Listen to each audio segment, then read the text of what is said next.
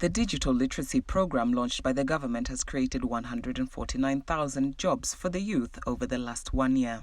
Information Communications and the Digital Economy ICT Cabinet Secretary Eliud Owalo said so far 490,000 youth have been trained, adding that the program was set to address the rising unemployment in the country. The government, he said, targets to scale up the training to reach 2 million youths annually to ensure that they have the requisite skills and knowledge to secure online jobs.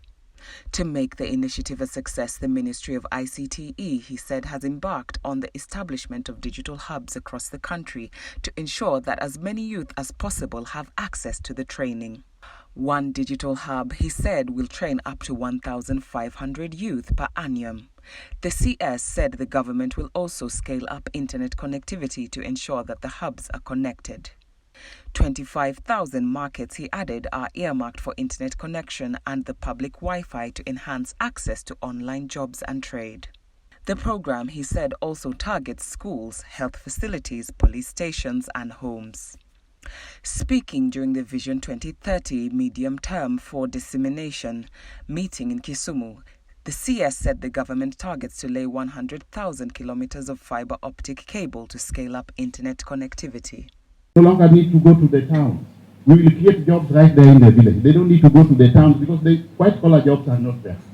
We have educated children, we are still living with them in our houses, and they are university degree holders. So this digitalization agenda and digital jobs is going to be a major game changer. Since we started this program, we have trained 1 year ago, we have trained 490,000 youth, and we have managed so far to create 139,000 jobs. Our proposition is to create 2 million jobs within the next 1 year. And I've been given instructions by the President to ensure that each and every ward we have a digital hub. That will be my performance indicator. So I have no choice. As I do it in other parts of the country, I must do it in Kisumu and other parts of this region as well. So let's work together on that one. It's really going to sort out the unemployment problem that we have. Kenya is universally respected global sports powerhouse with the potential to dominate even more sporting and athletic discipline. And that's why the government has come up with the Talanta Hela initiative, an initiative for monetizing talent and pesa mfukoni. Sports today is not pursued for leisure. It is a major source of livelihood. We have got billionaires who are sports. Yeah? And it starts from you and myself. One of the fundamental weaknesses we have is aping the West as opposed to supporting our own. We have got a lot of raw talent here which we can be nurtured and turned into great athletes, great footballers. You know, it amazes me when people are so preoccupied with Manchester United, Arsenal, you know, and we forgot about AFC Leopards, Gor Mahia and Shabana. That is why yours truly here, I'm stuck to Gor Mahia, because it is the team I know. Yeah? Why should I support Arsenal? What are we getting from supporting Arsenal as a country? We have got our own youth here who can be as good as those players playing for Arsenal. I've been having a problem with institutional clubs, institutions which sponsor soccer clubs. I've been telling them that the purpose of sponsoring a football club is to use it as a marketing tool. But if you are starting a football club as an institution, but you have no support base, then whom are you communicating to? You are communicating to yourself. That is not a good marketing strategy. So I've been telling them, put money into Gor Mahia, put money into FC Leopards, put money into Shabana. That is a good marketing strategy because they have got a large fan base. And if we did that, we will be able to revitalize our soccer so that we get back to the standards of soccer in this country in the 80s and 90s. Here in Kisumu, we are very strong team. Today, Kisumu Hot Stars is struggling.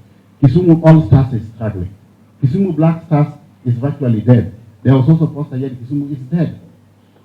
In fact, I've got a program of supporting all the institutional clubs in this region within the next 2 weeks. I'm going to start with Kakamega Homeboys. I move to Nzoia Sugar. I move to Vihiga United, which is now called Mulembe FC. Then I come to Kisumu here. I support Hot Stars, All Stars. Then we have Karapule FC in Alego. We have Dero FC in Asembo, Ndigo FC in Uyoma. Then we move to Muhoroni Youth. We were there with you people. We go back there. We do Migori Youth. And then finally we finish with Shabbat. We must support this local club. And it is not much. You and I can do it. It will be a major game changer for our youth. We have so many youth with a lot of talent who are idling around. The creative economy, the president is today in South Korea. There are a lot of opportunities within the creative economy for our youth, which we can exploit. One of the major partnerships the president intends to sign off is opportunities available for our youth within the creative economy.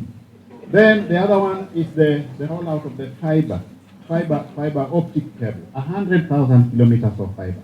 Over the past 1 year, we have managed to do 11,000 kilometers of fiber.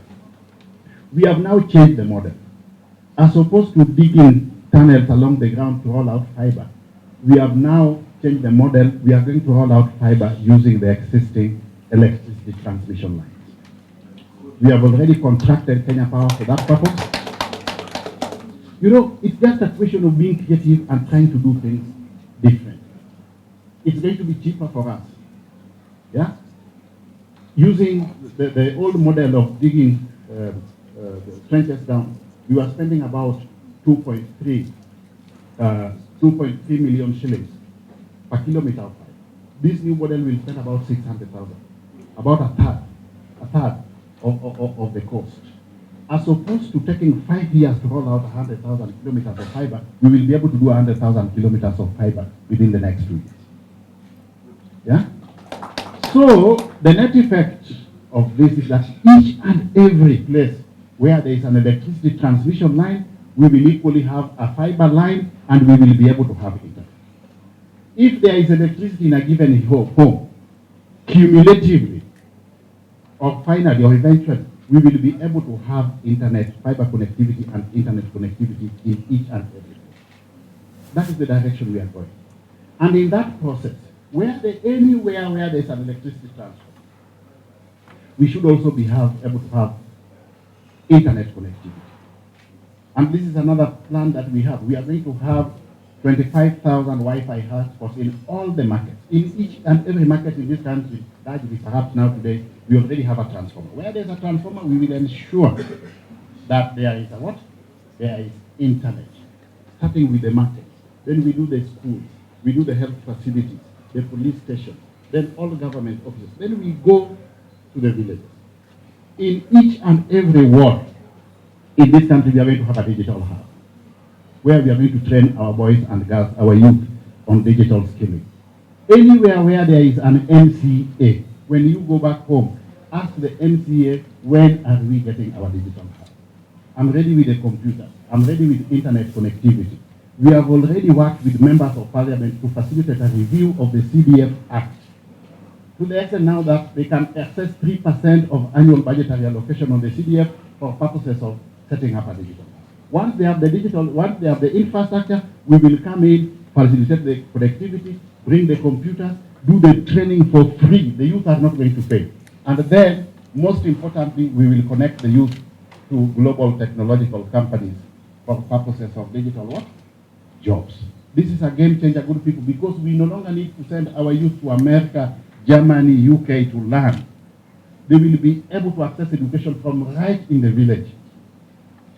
We train them and they connect them. They will be able to work for global technological companies from within the village.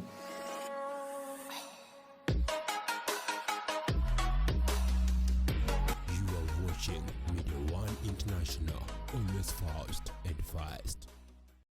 Like, share, and subscribe.